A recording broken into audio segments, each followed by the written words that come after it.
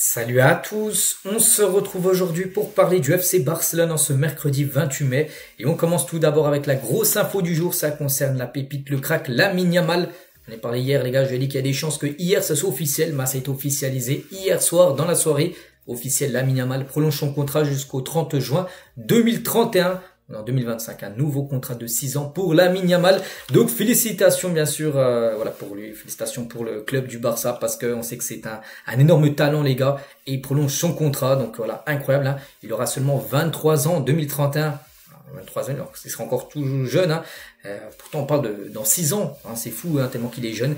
Donc félicitations bien sûr à Lamine. Et Lamine Yamal les gars n'a pas pris de photo officielle, seulement la photo officielle c'est ça parce que normalement on a pu voir par exemple Rafinha prolonger les maillots. Rafinha 2028, parce qu'il a prolongé jusqu'en 2028. Hein. Donc lui, il y a seulement cette affiche-là. Donc Lamine Yamal n'a pas pris une photo officielle lors de sa prolongation pour des raisons familiales. Il expliquait que l'absence de sa grand-mère, qui est l'une des personnes les plus importantes de sa vie, est la raison pour laquelle il a refusé de prendre la photo. La photo sera probablement reportée au 13 juillet prochain, parce qu'elle ne pouvait pas se libérer, en gros, sa grand-mère hier pour faire les photos. Elle aurait été là. On aurait certainement vu une photo de Lamine Yamal avec le maillot 2031 avec sa grand-mère à côté. Mais vu qu'elle n'était pas là, il a voulu prendre aucune photo. Voilà, peut-être d'ici le 13 juillet, donc sera invité la grand-mère de Lamine Yamal pour faire les photos, tout ça, de sa prolongation. Mais pour l'instant, il n'y a pas de photo officielle. Mais une chose qui est sûre, hein, c'est qu'il a bien prolongé son contrat. La jeune pépite, hein, et concernant son nouveau contrat niveau salaire, c'est plus du tout le même. Hein, passe de 1,6 million d'euros à environ 20 millions d'euros par an avec les bonus hein, et les primes hein, qu'il pourrait avoir. Donc il pourrait toucher le plus gros contrat du club en fonction de ses primes. Hein, il y a des primes par exemple s'il gagne le ballon d'or, s'il gagne de gros trophées, tout ça, il y aura des gros bonus hein, pour Lamine Yamal. Donc voilà, félicitations à lui hein, parce que c'est mérité que ce soit l'un des joueurs les mieux payés au club vu l'importance qu'il a bien sûr du côté du Barça. Et comme je le dis, il aura seulement 23 ans en 2031. Il sera encore toujours tout jeune, bon peut-être un peu moins jeune que là, mais il sera encore tout jeune à 23 ans, c'est très très jeune dans le football. Hein. Donc voilà, et concernant ce Lamine Yamal numéro 10, hein, on sait qu'il devrait changer de numéro. Pour l'instant les gars, il veut pas entendre parler du numéro 10. Hein. Lamine, pourquoi? Par respect à son ami Ansu Fati. Lamine Yamal ne souhaite pas entendre parler du numéro 10 tant qu'Ansu Fati n'est pas officiellement parti du Barça. On sait que Fati devrait partir, hein, certainement à Monaco. Et voilà, par respect à son ami, hein, il ne veut pas manquer de respect à son ami en lui volant son numéro 10. Voilà, dès que bien sûr Fati, ça sera officiel parce que ça va l'être très prochainement, il partira. Donc le 10 sera libre et là, bien sûr, il dira, voilà, enfin, qu'il annonce le club qu'il aura le numéro 10. Mais bon, il a déjà fait les photos quand même avec le maillot, le futur maillot de la saison prochaine, le numéro 10 dans le dos. Et pour l'instant, il veut pas manquer de respect, on peut dire, à Ansu Fati. Et les unes aujourd'hui, bien sûr, parlent hein, de ça. Voilà, avec renouveau historique bien sûr avec Lamine Yamal. Bon, c'est seulement une photo hein, qui a été prise on va dire hier et sinon une autre, mais il n'y a pas de photo de Lamine on va dire avec le maillot de 2031 parce qu'en gros il n'y en a aucune hein, parce qu'il n'a pas voulu les faire par rapport, on en parlait tout à l'heure, avec sa grand-mère. Hein. Et toujours avec Lamine Yamal, autre info, hein. Donc il a déclaré aussi à un de ses flics hein, qu'il voulait continuer à s'améliorer un rythme rapide en gros, et c'est dire qu'il a besoin de jouer. Bon, je joue déjà beaucoup, mais il a envie de jouer encore plus. Hein. Il a demandé au manager de le remplacer encore moins souvent. Il joue quasiment tous les matchs, mais des fois il sort en fin de match, là il veut plus. Hein. Là vraiment il veut jouer pratiquement toutes les rencontres hein. Et de commencer aussi à entrer dans la rotation pour tirer les pénaltys et les coups francs, parce que oui, pour prétendre à remporter par exemple un ballon d'or, où il pourrait potentiellement remporter là dans quelques semaines, et ben c'est vrai que les stades des pénaltys, c'est pratiquement des buts faciles, même si un penalty c'est compliqué à marquer. Mais c'est que quand tu les tires, ben t'as quand même une chance de marquer. Donc voilà, il veut maintenant rentrer dans la rotation des tireurs de penalty. On sait qu'il y a, par exemple, il y a Rafinha, il y a Lewandowski qui les tire. Ben lui aussi aimerait maintenant tirer les penalties saison prochaine, comme les coups francs. C'est aussi des opportunités de marquer des buts. Donc voilà, concernant Lamine, ce qu'il a demandé, tout simplement, on ne s'explique qu'au vu de la saison prochaine. Donc voilà, la grosse info reste quand même le renouveau, bien sûr, de la pépite espagnole. Et du coup, le Barça sécurisait quand même son avenir hein, cette saison avec de multiples prolongations de contrat. Tiens, on sait que c'était mercredi prochain, hein, prolongation jusqu'en 2027. Lamine, ça a été hier. Rafinha, ça a été jeudi dernier, hein, jusqu'en 2028. Puis il y a eu Fermin Lopez, il y a eu Victor, Bernal, Gérard Martin, Pau Cubarsí, Inigo Martinez, Gavi, Pedri, Araujo, Lewandowski qui a été automatiquement prolongé. Tous ces joueurs ont prolongé là sur les quelques mois précédents. Donc il y a d'autres joueurs maintenant prolongés. Eric Garcia et Jules Koundé pour être les prochains sur la liste de prolongation de contrat du côté du Barça. Donc voilà, c'est que des joueurs qui ont été très bons et du coup pour les récompenser, ils ont tous pratiquement eu une prolongation de contrat. Concernant Marc-André Ter Stegen, c'est quoi l'info du jour? C'est qu'il pourrait envisager de quitter le Barça cet été. Qu'est-ce qui se passe avec le gardien allemand hein?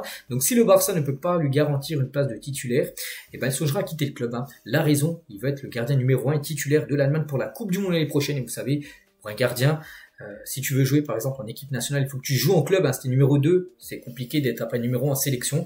Donc lui c'est pour ça qu'il veut absolument que le Barça lui dise, quand Flick lui dise avant le mercato, qu'il dise en gros oui tu seras titulaire saison prochaine. S'il n'y a pas cette garantie, s'il y a des doutes en gros, si Hansi Flick dit ouais si Szczęsny reste, ça va jouer entre les deux, je peux pas te garantir que tu n'as pas de titulaire, et ben il pourrait partir parce qu'il serait pas sûr d'être numéro 1 et du coup avec l'Allemagne il pourrait du coup ne pas être le titulaire et du coup il ne serait pas le gardien titulaire pour cette Coupe du Monde l'année prochaine. Et du coup Szczęsny du coup c'est une importance par rapport au futur bien sûr de Ter Stegen, donc il aurait décidé de prolonger avec le Barça. Le Polonais est proche de signer pour 2 nouvelles années du côté du club Blaugrana, donc en gros jusqu'au 30 juin 2027, il devrait jouer un rôle plus secondaire en étant le 2e gardien de la saison prochaine. Bon c'est ce qui se dit, on pense que voilà, les cartes seront remises à zéro alors la pré-saison, et pour l'instant je ne sais pas Hansi Flick il a qui en vue pour être le numéro 1 saison prochaine, mais Szczęsny lui devrait prolonger son contrat.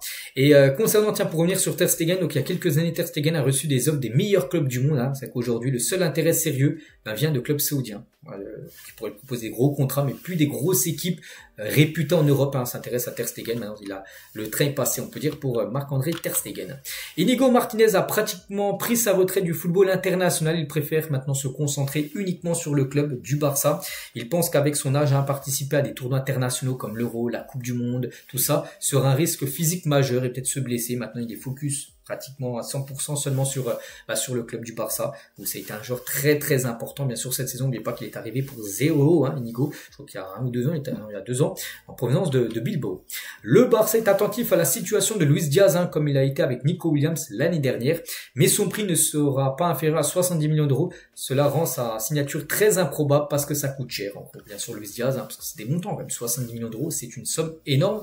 Donc oui, c'est un joueur qui intéresse le Barça. Après le problème, c'est le prix. Voilà, c'est le prix du joueur. Donc voilà, Luis Diaz est un joueur qui correspond pourtant parfaitement au profil que Deco veut pour le Barça. Il est vertical, rapide, va bien dans les espaces avec un engagement pour la pression. Il est semblable à Rafinha, c'est vrai que c'est un peu un Rafinha bis, mais le problème, on revient sur la photo d'avant, c'est le prix, 70 millions d'euros. Et bien sûr, il y a un joueur qui est même profil, peut-être pas le même style de joueur, mais même profil, on va dire il est gauche. C'est Rashford qui est beaucoup moins cher. Manchester a fixé le prix de Rashford à 48 millions d'euros. Voilà, 20 millions de moins quand même même 22 moins que Luis Diaz. Donc ses frais ainsi que son salaire rendent sa signature aussi Barcelone peu probable. Mais bon, voilà, à un moment, il va falloir de toute façon débourser des millions. Alors, tu peux pas faire venir un joueur d'une bonne qualité, un joueur de classe mondiale pour 0 €. À part s'il y a un joueur là qui arrive en fin de contrat, mais il y en a très peu. Mais bon, le Barça sera obligé tout simplement de toute façon d'envoyer des millions quand même sur un joueur potable. Et concernant Rafael Leao, et lui sur le radar du Barça, mais sa clause libératoire est beaucoup trop élevée. Donc lui c'est vrai, la clause libératoire à 170 millions d'euros. Alors, le Barça c'est tout simplement impossible. Le Barça a gagné 57 millions d'euros de revenus télévisés désolé, après avoir remporté la Liga cette saison. Donc les droits TV sont quand même pas mal du côté de la Liga. Bon, c'est beaucoup moins quand même qu'en première ligue. En première ligue, là, c'est des 200 millions que chaque club y reçoive. Bon, c'est 57 pour le Barça grâce aux droits TV. Bon, après il y a plein d'autres rentrée d'argent, mais rien qu'aux droits TV, c'est 57 qui vont rentrer dans les caisses du club. Le Barça est en tête de la Liga lors de 27 des 38 journées de la saison. Alors, chaque équipe, par exemple, c'est les Celta Vigo, les 2 premières journées qui avaient été premiers, puis après ça a été Barça. Barça de la 3e jusqu'à la 14e, puis après ça a été le Real. Il y a eu l'Atlético, après le Real, puis après il y a eu le Barça, puis après c'était fini. La 24e jusqu'à la 38e, pendant 14 journées d'affilée. Le Barça met une longueur d'avance sur le Real Madrid. Le Real Madrid n'a jamais réussi à passer devant le FC Barcelone.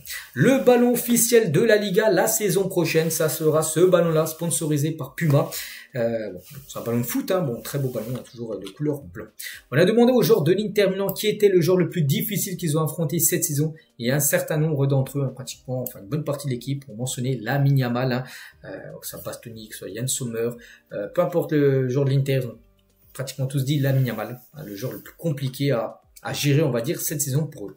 Hansi Flick a commencé la semaine en rencontrant les jeunes joueurs qui feront la pré-saison avec l'équipe première, parce que là, Hansi Flick, il avait dit, il va partir en vacances en Allemagne, son pays d'origine, mais là, je crois que peut-être aujourd'hui partir en vacances, mais je sais que début de semaine, donc lundi et mardi, il était encore à Barcelone, peut-être aujourd'hui part en vacances, j'en sais rien. Puis il a pu rencontrer les jeunes, parce qu'il va appeler un gros groupe pour la pré-saison. en Asie. Il va appeler bien sûr tous les joueurs de l'équipe première, mais il va ajouter aussi d'autres joueurs de l'équipe B, des bons joueurs qui pourraient peut-être prétendre à évoluer en équipe première saison prochaine. On va parler de l'ancien joueur du Barça, Arda Turan, et le nouvel entraîneur du Shakhtar. Voilà, on lui souhaite bonne chance dans sa carrière de coach. Ronald Araujo, je suis content des titres que nous avons remportés cette saison. Personnellement, ce n'était pas une bonne saison pour moi, surtout parce que je n'ai pas beaucoup joué à cause de ma blessure, mais je suis content, 3 titres de plus dans ma poche. Toujours avec Araujo, je suis très mature, je suis calme par rapport à ma situation à Barcelone, je me sens bien physiquement maintenant, je sais que si je suis en forme, je peux rivaliser avec n'importe qui, je n'écoute pas les critiques, je m'en fiche, parce que oui, il a été beaucoup critiqué ces dernières semaines, surtout après la demi-finale retour contre l'Inter, où il est fautif comme sur le 3e et le 4e but encaissé.